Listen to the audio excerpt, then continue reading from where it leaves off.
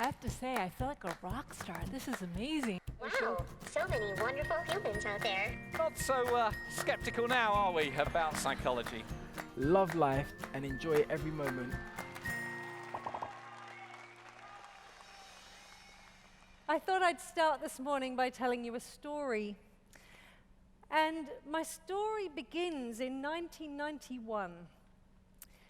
I started writing a journal in 1985. And in 1991, I started a things to do before I die list. Now, most people think of that as a bucket list, but for me, it's always been a things to do before I die list. And one of the things that appeared on that list was a Prada handbag.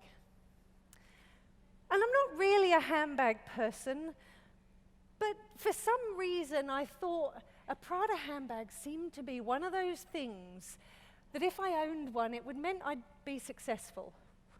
At the time, that seemed logical. Most of us know that having a Prada handbag probably has nothing to do with success, but anyway, it appeared on my list. And then the story of the handbag continued. For about 10 years, it stayed on my list. I probably could have bought one, but I found myself heading for the 10-year mark, and I was going over to Italy. And I thought, do you know what? Where better to buy a Prada handbag than in Italy? So I'm over there, I'm on 4 weeks traveling around Italy. I love Italy, it's one of my favorite places. I actually just got back from Venice 24 hours ago, or 36 hours ago. But this was my first trip with my partner, and I had 4 weeks. And I had decided that finally I was going to tick off buy a Prada handbag from my things to do before I die list. So every time I found myself in a city where there was a Prada shop, I'd go in, and I'd have a look around, and I'd touch them. Now, many of you, if you've had lots of Prada handbags, maybe this is meaningless, but oh my God, it was so exciting to touch a Prada handbag. And so I'd stroke them, and I'd look around, and I'd think, oh, what would I like? Which one shall I pick? And as we trundled round Milan and Rome and Florence and Venice, I looked, but I didn't buy. And then on my last day back in Rome, I went back to the Prada store, and I'd already by then decided the handbag I was going to have. And I stopped, and I looked, and I thought about it. And I actually rang my sister back in Australia, and I said, it's really expensive. And she said, you've waited 10 years for this. You've earned it.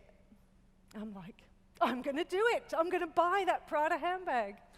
So I picked up the one that I'd spent this time choosing, and I went to the desk to pay for it. And again, maybe you knew this. I didn't. When you buy a Prada handbag, they put it in a bag. One of those little soft, squishy things with the drawstring tops. I didn't know that. It was very exciting. And then they put the bag in a bag. And they give you the Prada bag, the paper, square, beautiful paper bag to take home with your bag in a bag. Now, I was thoroughly enjoying this experience. I must have been like a 5-year-old in a candy store. I was wanting to touch things as they put the bag in the bag in the bag. And anyway, it was a joyous experience. And I came away with my bag in the bag in the bag, and I carried it away, and I brought it home.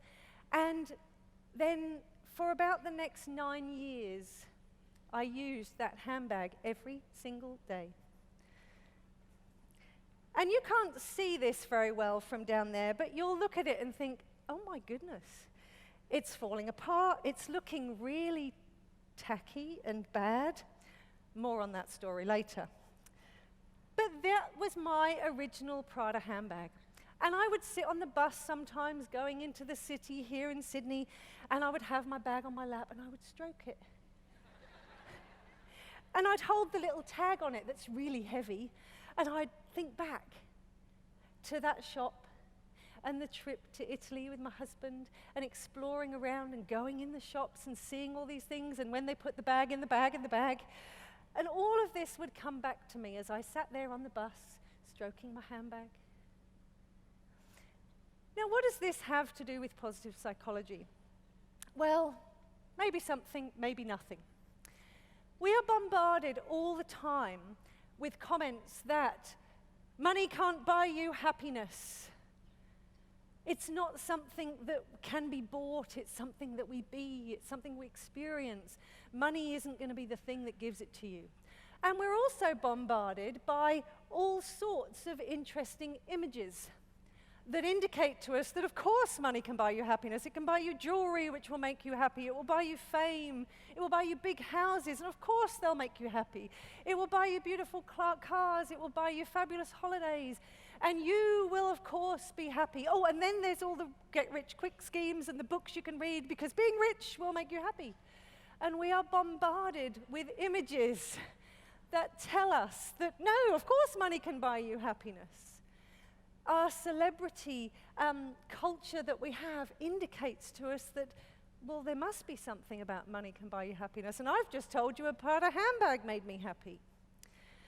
So I thought we'd just explore some of the science behind it. So I looked up the definition of happiness, which was really not that helpful because it said it's a state of being happy. Now, I don't know about you, but that really doesn't help at all. But happiness is a noun. It's an abstract noun. It's a thing. And yet most of us would probably say that you can't have a thing.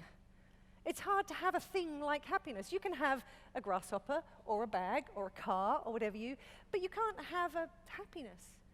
And yet it's a noun, it's a thing. So then I looked up happy and I thought, ooh, I don't know, I think my Prada handbag did give me a state of pleasure. But then there's lots of other things in positive psychology that explore about pleasure, and I can't do anything without exploring the neuroscience behind things. And that was where I spent my 3 weeks in Venice actually learning about the brain at the Advanced Neuroscience School. But when you think about what gives us pleasure, this reward sensation in our brain, this dopamine that we produce, is where we get that pleasure sensation. And serotonin, another neurotransmitter around happiness. So when we think about the pleasure elements, and my Prada handbag, let's face it, is a pleasure. I don't really need, well, maybe I do, but I didn't really need a Prada handbag. But it gives us that reward sensation, that pleasure. And one of the things that's sometimes a challenge about that is that when we get that burst of dopamine, and some of you will remember I shared this last time, dopamine becomes this little cheer squad in your brain that goes, go on, buy it, you know you want it, you have to have it. And that could be anything. That could be the chocolate cake, it could be the Prada handbag, could be the next big screen TV, but your dopamine is going, go on, you know you want it, go on, buy it. And you almost can't stop yourself. And that's that reward sensation we get. But we also have this obsession in more Western culture about income and happiness, money and happiness. And yet for many of you who understand how positive psychology works, you know that there is a tipping point. When it comes to income, yes, it can make us happy initially depending on how much we earn, but once we reach a certain level, it actually doesn't contribute a huge amount to our happiness. And if you want to know more about that, let me know. They reckon in Australia it's somewhere around 75,000, but I think that's probably depends on where you live. We also know from some of the research and the science around positive psychology that we adapt. So as human beings, we can sometimes find ourselves caught on the hedonic treadmill, where we want something new, and it feels good initially, and then we adapt, and we come back down to a more neutral point. And so therefore we need something else. We need that next reward sensation. We need the next step. We need the next big car. We need the next Prada handbag. We need more because we adapt to things. Now that can be useful if we're adapting to the negative. So we need to consider that as well. When we have our down moments, human beings are designed to adapt. We're designed to be resilient. We're designed to come back on track. So if we think about all of this sort of learning from positive psychology, we know that we adapt to things. Well, that's not overly helpful if it's the good stuff. We know that dopamine will sometimes push us into pleasure seeking and that hedonic treadmill. We also know, if we think about some of the key theories, there's often two sides talked about when it comes to overall well-being. There's the happiness side of things, the subjective well-being. Am I happy? And that's really the definition that I gave you up front, is happiness is a feeling of pleasure. Do I feel a sense of pleasure in that moment? And then there's the other side of well-being, which is more the meaning, the purpose, the connection to others, the sense of achievement, if you like. All of those things that are perhaps bigger. And has anybody ever had one of those days? It can go one of two ways. Option A is you've had a really pleasurable day. You've had an awesome day, great stuff has happened, but you don't really feel like you've achieved anything meaningful. It hasn't been a very fulfilling day. Or you've had a really fulfilling day, you get to bed and you think, yeah, today was worthwhile, but you haven't had any of that happiness stuff. Often happens with children when you put them to bed. You've had a really awful day wrangling them with none of this happy stuff, but you put them to bed and they tell you they love you. And you're like, oh, it was worth it. And I remember a few years ago at the World Congress of Positive Psychology, there was a bit of a sort of a pushback against the happy side of things. And it was almost like it was now bad to study happiness, and we all had to focus more on the meaning. And that's important because a lot of early research really did focus on the pleasure, the positive psychology, as in the positive emotion side of things.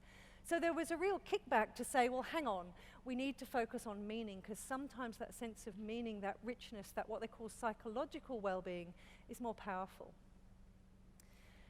So I started to feel bad, that I'm thinking, oh, maybe I shouldn't be having my Prada handbag. It's pleasure, it's a material thing, maybe it's not good. But let's see what we can learn from that story.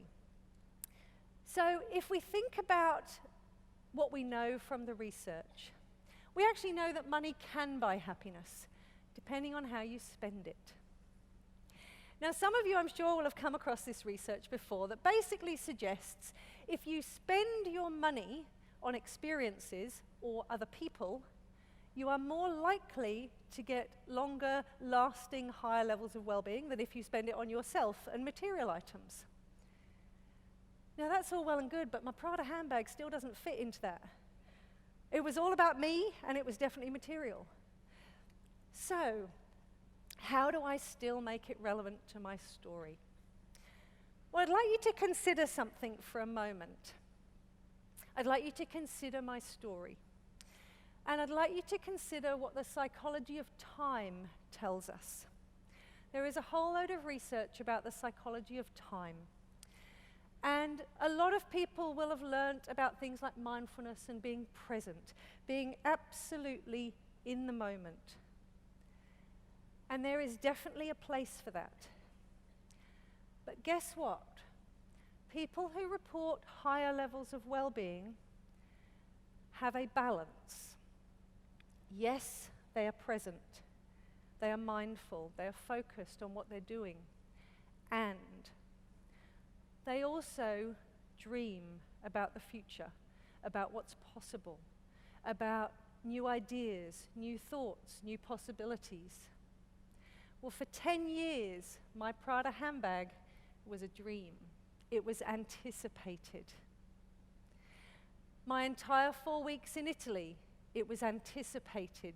The moment, the stroking of the bags. I actually got told off in one that I shouldn't touch them.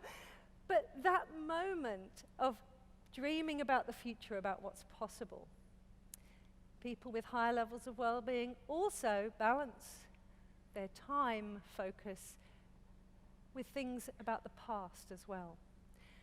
So when I'd purchased my Prada handbag, those 9 years afterwards, when every time I sat on the bus and I stroked my handbag and I thought about my trip to Italy, that was also practicing positive psychology.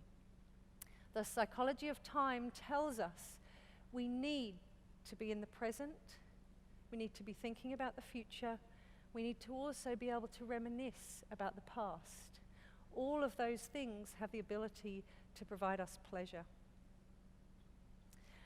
So as I end, I'm going to finish with my story of my Prada handbag, and you might wonder why there's two. Are you thinking, well, clearly she was on the hedonic treadmill, she had to buy another one? And yes, I did. And you'll see this one is slightly shinier than the other one. Because after 9 years of owning my beautiful first Prada handbag, I moved house. And I'd never had a walk-in wardrobe before. I got very excited with my walk-in wardrobe, and that sounds very exciting until you see here that our house is 6-bedroom, and it also houses 12 of my team who live there most of the time with me, so it's not quite so flash as it sounds. But my Prada handbag sat on the floor while we were unpacking of this new house and in my walk-in wardrobe. And unfortunately, one of my cats, you know what's coming, one of my cats is a little bit scared of change. And unbeknownst to me, for the couple of weeks when we were settling in and unpacking and whatever with my handbag on the floor of this walk-in wardrobe, Nazma decided to use it as a toilet. So my beautiful Prada handbag that after 3 years I still can't give away or sell or throw away has been through the wash numerous times, and still I decided it would make an appearance on the stage today. So think about what you can learn from this. It's not about Prada, it's not about a handbag, but it is about, if you are going to indulge in pleasure, don't let it be superficial. Anticipate it. Savor it in the moment, and then reminisce and think about how awesome that item was, or still is. Thank you so much for your time, and hopefully we'll see you later. Thank you.